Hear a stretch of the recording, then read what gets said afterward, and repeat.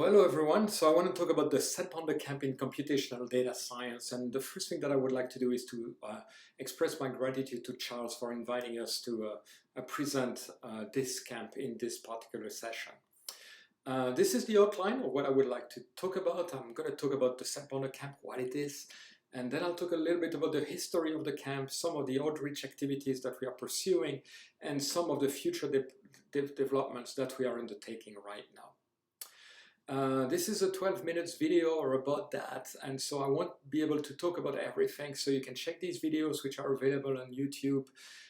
You can also check the website if you want to know more and get a little bit more insight on about how the course is organized.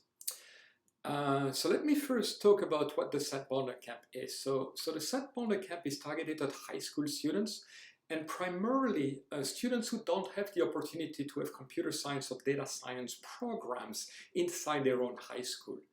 And what we are trying to do is to expose them to computational and data science concept, but in the context of applications. So we are not recruiting people for computer science program. We are trying to tell them, hey, look, this is a very interesting tool, very interesting concept that if you master, you can apply it in many different areas, and they're going to be extremely useful for the rest of your career, whatever you want to do. And so this is kind of the philosophy behind the camp. How do we do this? We typically have a combination of lectures and then practical sessions. Because of the pandemic now, we have also an online version where the lectures have been replaced by video, and the practical sessions have been split into smaller pieces such that we can actually make sure that the material is reinforced in as best as we can, since the students don't have the ability to ask as many questions as they could. Why do we do this? Because we believe that every high school student should be exposed to this material, and if students are not exposed to it, they are put at a disadvantage compared to students who would otherwise get this material in their own high school. So we believe that whatever the career that these students will take, will pursue, these are tools that they should know because they can make a big difference for them. The camp is organized around this SNAP visual programming language. It's an extremely simple language to learn. There is no syntax. You take these blocks, put them together. It brings the students up to speed. They can start doing complicated things very, very quickly. What you see there is some of the applications that we build on top of SNAP to facilitate understanding. So you see Carol the robot. She's a little robot who can do a couple of things like, moving forward, turning back, moving left, turning left, and so on, querying our environment. And this little robot can, through this little robot, we can teach many other concepts in a very simple fashion, and that's one of the things that we do.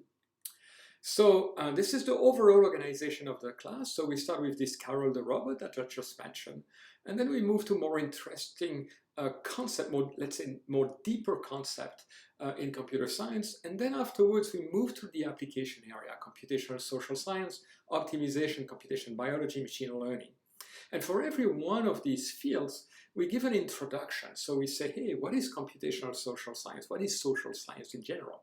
And then we discuss some of the applications in those areas. And then afterwards, we look at the computational concepts that are useful in those areas. And then we focus on an interesting application and we go deeper. And so I'm going to tell you a little bit about these applications in a moment when we review every one of these fields. So this is Carol the robot, I told you. So one of the first things we tell students is, hey, pick up all these beepers, and they have to learn to, move Carol as best as they can to pick up all these beepers as efficiently as possible. So they learn in the context of very simple, but also very visual tasks. They can see what the robot is doing. And so that makes, understanding, the programming language much, much easier.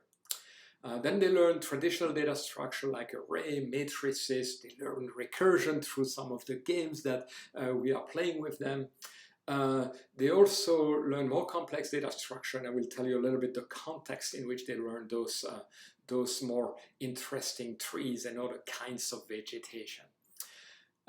This is an example of what they do. So this is an application in computational social science. This is sentiment analysis. What you see there is millions of tweets that people were tweeting during Hurricane Irene. And red means that people were worried, yellow that they were fine. And so you can see as the hurricane is moving, people are getting more and more worried in the area where the hurricane is located. So what the students do here is that they learn to do this sentiment analysis. They start manipulating strings, they start learning about hash tables, and they can do this sentiment analysis on these tweets, which is kind of remarkable when you think about it. After 3 days, they are capable of doing things like this.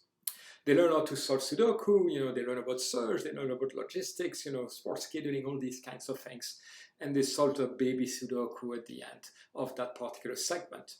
They learn about computational biology, they learn about primary structure, they learn about RNA, and then they learn about aligning sequences, and they learn how to do this using dynamic programming. Obviously, before that, they have learned dynamic programming using simpler examples like the knapsack problems and things like this. And finally, they learn about machine learning, various applications of machine learning, and they do an applications in medical diagnosis where they build decision trees. So this is the context in which they learn about trees and vegetation, right? So that gives you a kind of the context in which they learn these things. So they learned, the computational concept, but they apply them directly in various areas of science and engineering. So let me give you a little bit of the history of the camp. The camp started when I had many conversations with Meryl Bonder, the wife of the late Seth Bonder, was, really a great engineer, industrial engineer, and also a very, very focused on education. So Meryl and I talked about, how we could make an impact, and we came up with this idea of doing the Seth Bonder Camp in Computational and Data Science for engineering applications. And so, Meryl has been supporting this camp since the very beginning, and we are obviously very, very grateful to Meryl. So the first camp was actually based on material that I had developed for an introduction to computer science for non-major at the Australian National University in Australia. And the first, Seth Bonder Camp took place in Ann Arbor in 2017. We had another camp in 2018. And then we moved a camp in Atlanta in 2019. And we had an online camp, actually 2 sessions of an online camp in 2020. One session was almost entirely devoted to the Booker T. Washington High School. We worked with some of the faculty there. They helped us, making sure that the students were learning enough. It was a great experience working with them. They were students as young as 15, I believe, and they were learning very effectively. We were very proud of what we could achieve with all these students. So let me talk a little bit about the next step in the outreach activities that we are undertaking. So I told you that we worked with the Booker T. Washington High School, so we want to go deeper in our collaboration with them. We want to introduce the camp much deeper in the school, the collaboration much deeper in the school, afternoon programs, maybe even producing material for classes inside the high school. We are also reaching out to many other high schools in Atlanta because we want to maximize the impact of this camp and make sure that all the students in the region can actually benefit from all the work that we have already done. One of the key issues, of course, when you do that is scaling up. We cannot teach all these camps. There are too many of them. So what we are doing is trying to develop the material, and the camps are actually teaching the teachers. So that's one of the primary development that we are undertaking right now. Which brings me to future developments, and this is obviously the scaling up is obviously one of the primary things that we are doing. So we want to develop these camps for teaching the teachers the material and that they can use themselves for teaching the camp, but also the material for teaching them, obviously, so that they can also teach other people afterwards. And we are also developing a Python version for those with a little bit more experience in computer programming who want to go deeper. So that's going to complement Snap nicely. There are typically different types of backgrounds, and we'd like to adapt to that as well. We are developing advanced module. People have asked us to develop advanced module in different areas of engineering and science. So we'll do some modules in transportation, in energy, in privacy, and so on. So some of the various aspects on how technology is used everywhere. And then we'll move to the next level where we take this material and go to the next level, go deeper in some of these application areas, go deeper in the concept and their applications. So that's what we are trying to do. I hope I gave you an idea of various aspects of the Seth Bonder Camp. And obviously, I'll be more than happy to answer any questions that you may have. Thank you very much.